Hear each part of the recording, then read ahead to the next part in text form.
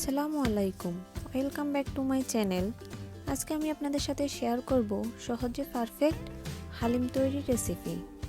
আশা করি আমার এই আজকের রেসিপিটা আপনাদের ভালো লাগবে। আমি আজকে গরুর মাংস দিয়ে হালিম তৈরি করব। এই জন্য আমি এখানে নিয়েছি হাড় সহ 1 কেজি গরুর মাংস এবং আমার পছন্দ মতো সাইজে কেটে নিয়েছি। এখন একটা চুলায় পাতিল বসিয়ে পরিমাণ মতো তেল দিয়ে দিচ্ছি। 1.5 কাপ পরিমাণ পেঁয়াজ কুচি আর দিয়ে দিচ্ছি স্বাদ মতো লবণ। পেঁয়াজগুলো হালকা সফট হয়ে আসলে আমি বাকি মশলাগুলো অ্যাড করে দিব। এখন আমি এখানে দিয়ে দিচ্ছি 2 টেবিল চামচ পরিমাণ আদা রসুন বাটা, 3টা কাঁচামরিচ, 1 টেবিল চামচ পরিমাণ গুঁড়ো মরিচ, 1 টেবিল চামচ পরিমাণ হলুদ গুঁড়ো এবং 1 টেবিল চামচ পরিমাণ ধনিয়া গুঁড়ো, 1 টেবিল চামচ পরিমাণ জিরার গুঁড়ো। এখন আমি এই মশলাগুলো ভালোভাবে মিক্স করে নেব।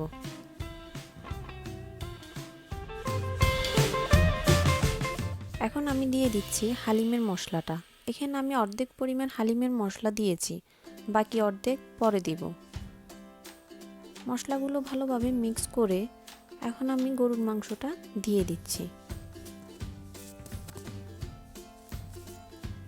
মাংসগুলো ভালোভাবে মিক্স করা হয়ে গেলে আমি একটা ঢাকনা দিয়ে ঢেকে দিব। আমি এখানে কোনো পানি ব্যবহার করব না, মাংসের গা থেকে অটোমেটিক পানি বের হবে। আমি 5 মিনিট পরে আবার মাংসগুলো ভালোভাবে নেড়ে দিচ্ছি। দেখতেই পাচ্ছেন মাংসের গা থেকে পানি বের হয়ে গেছে। এখন আমি এখানে ফুটন্ত গরম পানি দিয়ে দিয়েছি যাতে সিদ্ধটা ভালোভাবে হয়। আপনারা চাইলে ঠান্ডা পানিও ব্যবহার করতে পারেন, কিন্তু গরম পানি ব্যবহার করলে দ্রুত সিদ্ধ হয়। এখন আমি হালিম মিক্সটা একটা বাটিতে নিয়ে ফুটন্ত গরম পানি দিয়ে ভিজিয়ে রাখবো। আপনারা আধা ঘন্টার মতো ভিজিয়ে রাখলেই হবে, এর বেশি রাখা লাগে না। ডালগুলো অটোমেটিক ফুটে উঠবে।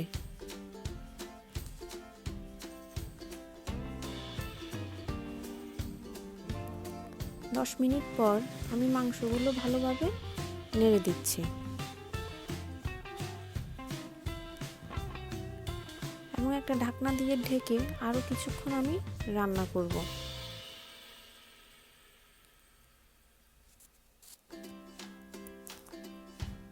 কিছুক্ষণ পর আপনারা দেখতেই পাচ্ছেন আমার মাংসগুলো কষানো হয়ে গেছে এবং ডালটাও ফুটে উঠেছে। এখন আমি এই ডালটা মাংসের মধ্যে দিয়ে দিব। দিয়ে দিচ্ছি পরিমাণ মতো পানি। আমি এখানে আর কোনো পানি ব্যবহার করব না, যা পানি দেওয়ার আমি এখন দিয়ে দিচ্ছি।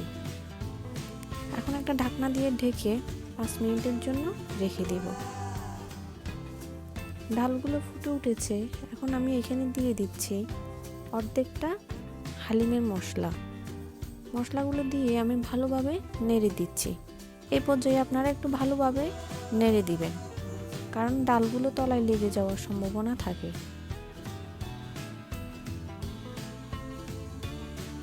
আমার হালিমটা হয়ে গেছে।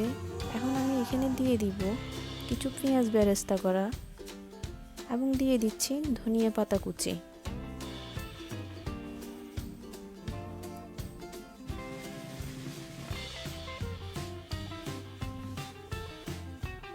দেখতেই পাচ্ছেন আমার হালিমটা তৈরি হয়ে গেছে। এখন আমি একটা বাটিতে নিয়ে আপনাদেরকে সার্ভ করে দেখাবো।